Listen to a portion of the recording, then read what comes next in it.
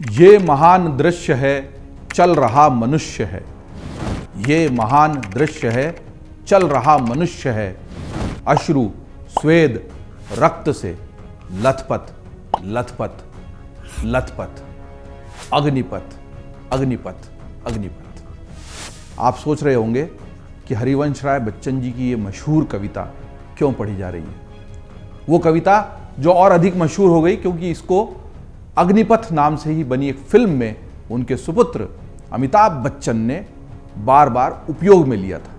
Film का नाम ही अग्निपथ था और उसमें वो एक अंडरवर्ल्ड डॉन का किरदार निभा रहे थे। बहरहाल अग्निपथ कविता का यहाँ पर प्रस्तुतिकरण इसलिए कि आज हम बात करने चाह रहे हैं अग्निपथ योजना की, सरकार की, जो सबसे ज़्यादा चर्चा में है।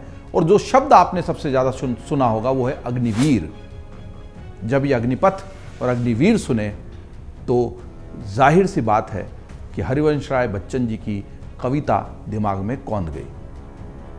बहरहाल आज बात होगी उस चर्चित और साथ ही विवादित अग्निपथ योजना की। जी हाँ, योजना का नाम। आप सबसे पहले तो बात को समझो में इस बात को समझ लीजिए कि जो सरकार की पूरी योजना है उसका नाम अग्निपथ है। और उस योजना में जो भर्ती होते हैं सेना में युवा, उनको अग्निवीर कहा जाता है। ज़्यादा चर्चा अग्निवीर की हुई है, अग्निपथ योजना का नाम है। तो सबसे पहले तो ये समझ लेते हैं कि अग्निपथ योजना क्या है। सैन्य मामलों के विभाग MOD यानी मिनिस्ट्री ऑफ डिफेंस द्वारा बनाई गई इस योजना के तहत शैक्षिक, शारीरिक और चिकित्सा मापदंडों को पूरा करने वाले और सशस्त्र बलों का हिस्सा बनने के इच्छुक 17 साल और 5 महीने की उम्र से लेकर 21 वर्ष, जी हाँ, जो लोग इच्छुक हैं, जो युवा इस वीडियो को देख रहे हैं और बात को समझने की कोशिश कर रहे हैं कि हंगामा है क्यों बरपा इस अग्निवीर योजना को लेकर, इस अग्निपथ योजना जिसमें अग्निवीर भर्ती होते हैं उसको लेकर, तो सबसे पहले उसकी अहर्ताएं यानी क्वालिफिकेशन समझ लीजिए। 17 साल और 5 महीने की उम्र से लेकर 21 वर्ष की उम्र के युवाओं को कठोर सैन्य प्रशिक्षण दिया जाने की ये योजना है।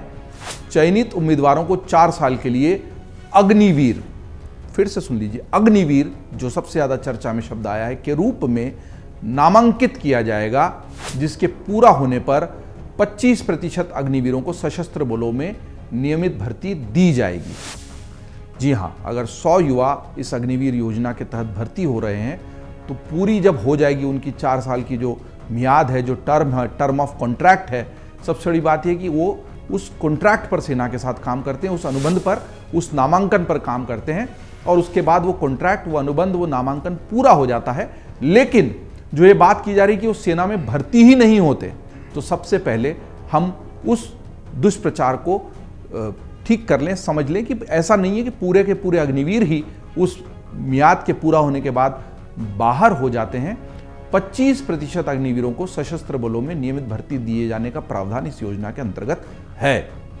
यह योजना सिपाही यानी जवान स्तर पर लागू की गई है, अधिकारी स्तर पर इस योजना को अभी लागू नहीं किया गया है। मामला यह है कि दरअसल इस योजना का उद्देश्य क्या है, बात को समझने की कोशिश करते हैं।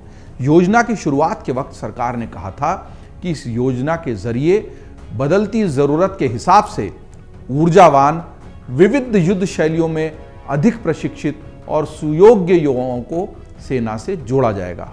इन शब्दों पर थोड़ा ध्यान दे दीजिए। ऊर्जावान, अलग अलग युद्ध कलाओं में पारंगत और अधिक प्रशिक्षित सुयोग्य युवाओं को सेना से जोड़ा जाएगा। मतलब एक प्रॉब्लम एरिया था, एक कहीं दिक्कत थी। जो नियमित भर्ती NDA और CDS से तो अधिकारियों की हो रही थी और नीचे जो जवान, सिपाही, हवलदार वाली भर्तियां हो रही थी, उसको लेकर कुछ दिक्कत दिखाई दे रही थी। उस दिक्कत को आइडेंटिफाई करके एक योजना बनी, उस दिक्कत को समझकर एक योजना बनी। वो विवाद में गई, और विवाद में क्यों गई? युवा जो सेना में जाना चाहते हैं, सपने लेकर, हौसले लेकर, देश की सेवा का जज्बा लेकर, वो क्यों नाराज हैं? और विपक्ष ने खास तौर पर इसको इतना बड़ा मुद्दा क्यों बना दिया है, इसको लेकर इतनी राजनीति क्यों हो रही है, इस पूरी बात को समझने की कोशिश करेंगे। लेकिन पहले समझते हैं कि जिन्होंने ये योजना बनाई उनके मन में क्या था। तो ये उन्होंने सोचा कि अधिक ऊर्जावान, ये शब्द इसलिए महत्वपूर्ण है कि 4 साल के बाद जब आपकी वो उम्र नहीं रहती है 17 साल और 5 महीने से लेकर 21 साल वाली, जब आपके अंदर उनको जब प्रशिक्षण करते हैं और फिर 25 साल 26 साल तक आप सर्वाधिक ऊर्जा से भरे हुए होते हैं, तब आपकी उस ऊर्जा का उपयोग सेना में किया जाता है।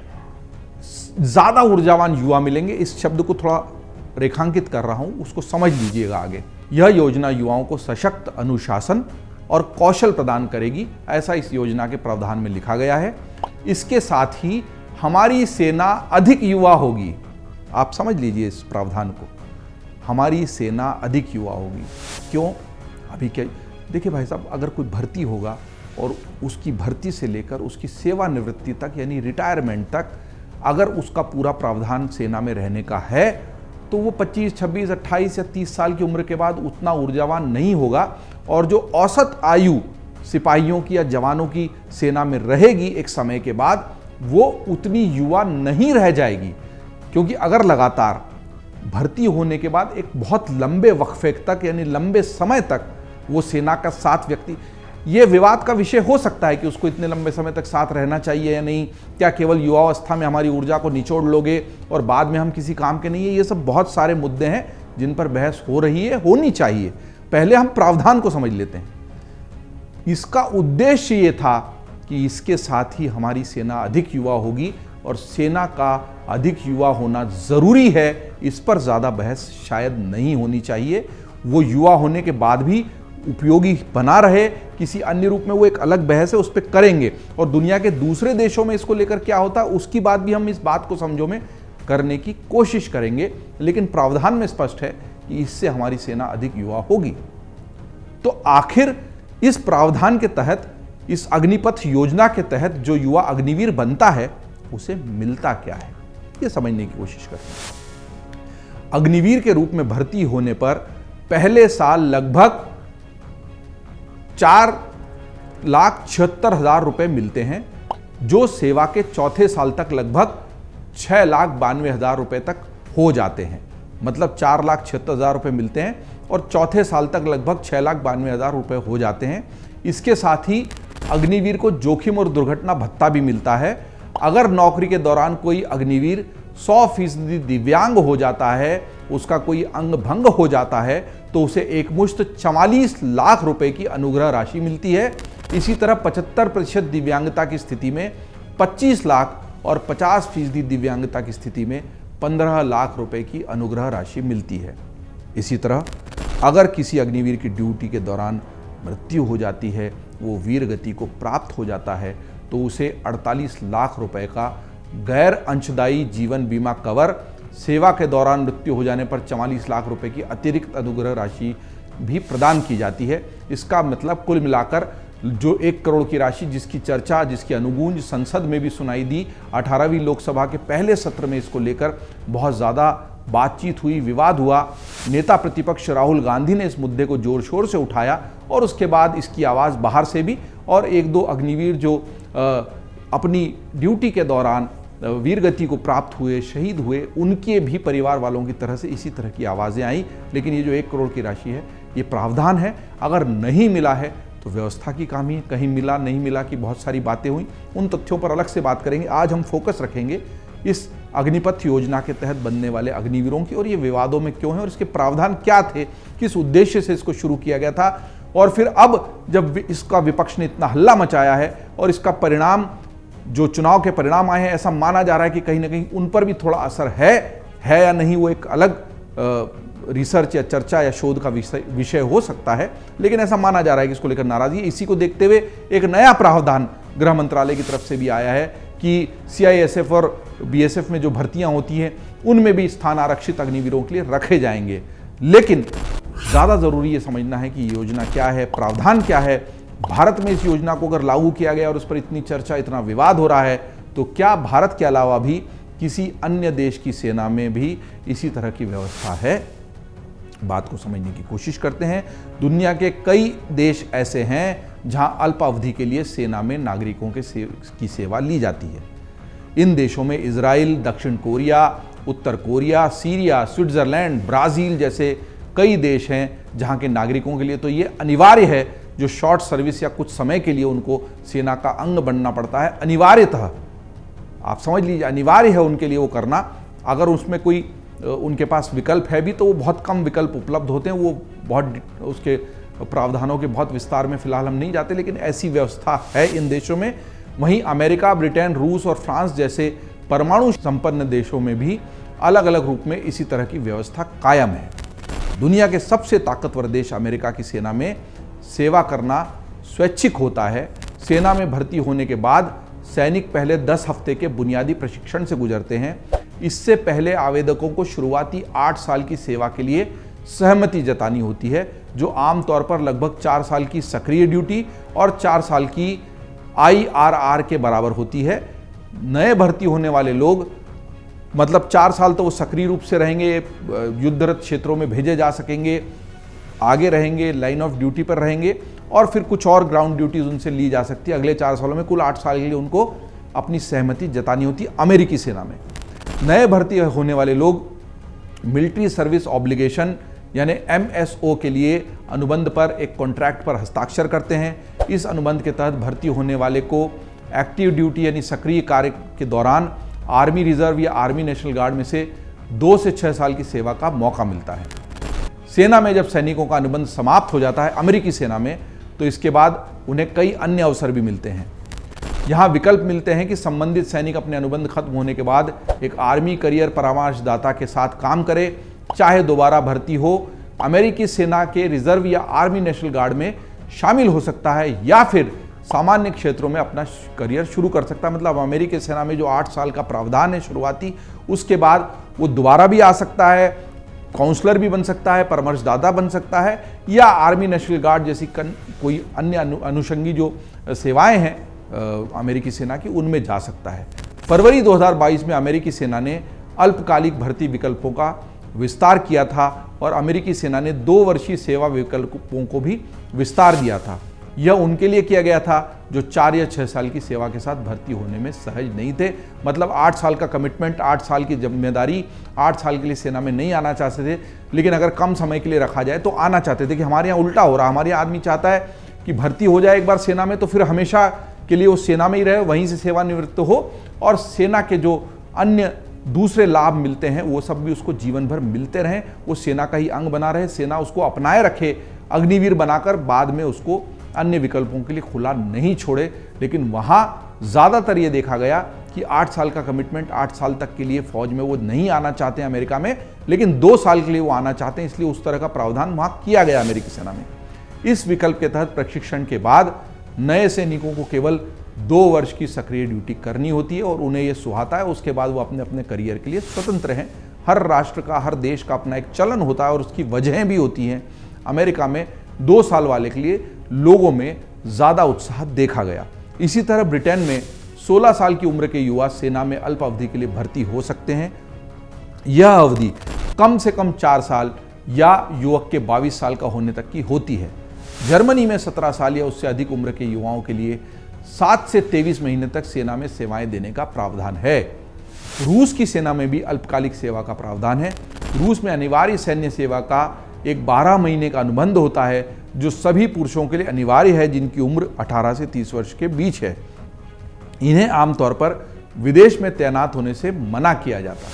वहीं फ्रांस में 2019 में राष्ट्रपति इमैनुअल मैक्रो ने 4 सप्ताह की अवधि के लिए स्वैच्छिक आधार पर एक सेवा की शुरुआत की थी।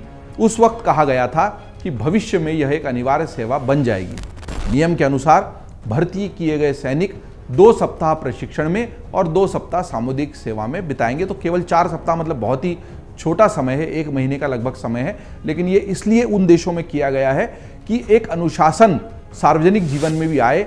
हम जानते हैं कि जो सेना से जुड़ा हुआ व्यक्ति होता है, मिलिट्री से जुड़ा हुआ व्यक्ति होता है, डिफेंस से जुड़ा हुआ व्यक्ति होता है, उसकी जीवन शैली बहुत अलग होती है। वो अनुशासित होता है, उठने बैठने, सोने खाने और उसका लोक व्यवहार जो होता है वो भी बड़ा अनुशासित होता है।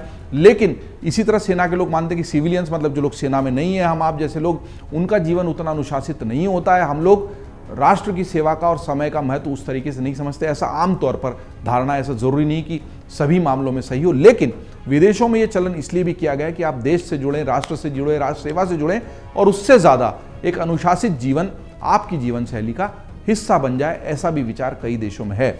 इसके अलावा फ्रांस की सेना में फ्रेंच फॉरेन लीजन इकाई भी होती है और इस इकाई में लोग अनुबंध के तहत युवा सेना में काम करते हैं। प्रारंभिक अनुबंध 5 वर्षों के लिए होता है। अनुबंध के अंत में सैनिक अपने करियर को जारी रखने का विकल्प चुन सकता है, जिसकी अवधि 6 महीने से 5 साल के बीच होती है। मतलब छोटे अनुबंध के बाद आपके पास ये विकल्प होता है कि आप लंबे समय के लिए उस सेना में, फ्रांस की सेना में बने रहें। दुनिया के सभी देशों में इस तरह के अलग अलग प्रावधानों को बताने की बड़ी वजह यह है कि अग्निवीर योजना जो भारत में शुरू की गई है, ये कोई अनूठी, अपने आप में अलग कोई ऐसी योजना नहीं है जो एकदम आसमान से उतर गई और उसको लागू कर दिया गया। दरअसल जो नीति निर्धारक थे उनके माथे पर शिकन इस बात को लेकर थी कि अगर सेना की औसत आयु लगातार बूढ़ी होगी, खासतौर पर जवानों की जो आगे होते हैं, लगातार उनको मोर्चे पर बने रहना पड़ता है, तो फिर आने वाले समय में दिक्कत होती है। इस दिक्कत को कैसे दूर किया जाए, फ्रेश ब्लड जिसको कहा जाता है, ताज़ा खून, युवा खून, जोश से, हौसले से, जज्बे से भरा हुआ, अनुशासित और प्रशिक्षित युवा कैसे ज़्यादा से ज़्यादा देश को मिले, उसके तहत ये योजना शुरू की गई। लेकिन ये योजना विवादों में घिर गई। कारण नंबर 1, सबको लगने लगा कि इसमें हमारा करियर स्थायी नहीं है, सेना हमें अपना नहीं मान रही है। जो एक बात सामने आई कि 2 तरह के रास्ते हैं सेना में आने के, एक अग्निवीर वाला है और एक दूसरा जिसमें आप बाकायदा सेना में भर्ती होते हैं, सेना की नौकरी करते हैं। अगर दोनों ही सैनिक एक साथ मोर्चे पर डटे हुए हैं और दोनों के लिए अलग अलग प्रावधान हैं, लेकिन गोली जो सामने से आएगी वो ये तय नहीं करेगी कि वो अग्निवीर को लगने वाली है या उस सैनिक को जो बाकायदा सेना का हिस्सा है। तो गोली है और राष्ट्र की सेवा तो राष्ट्र की सेवा है, तो फिर ये भेद क्यों?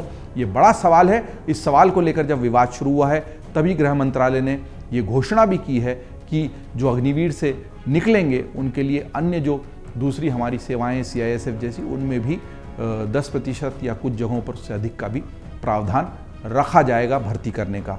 क्या इससे विवाद खत्म होगा, ये नहीं कहा जा सकता, लेकिन जो लोग सेना में भर्ती होने के इच्छुक होते हैं उनको ये लगता है कि उनके लिए बढ़िया करियर है और एक बार सेना में भर्ती हो जाएंगे तो, हालांकि सेना में भर्ती होने के बाद अपने अन्य तरह के जोखिम होते हैं, आपकी जान का खतरा बना रहता है, लेकिन आपको देश की सेवा करनी होती है। देश की सेवा से बढ़कर कोई जज्बा नहीं होता। ये योजना सही है पूरी तरह या पूरी तरह गलत है, ये बहस का विषय है।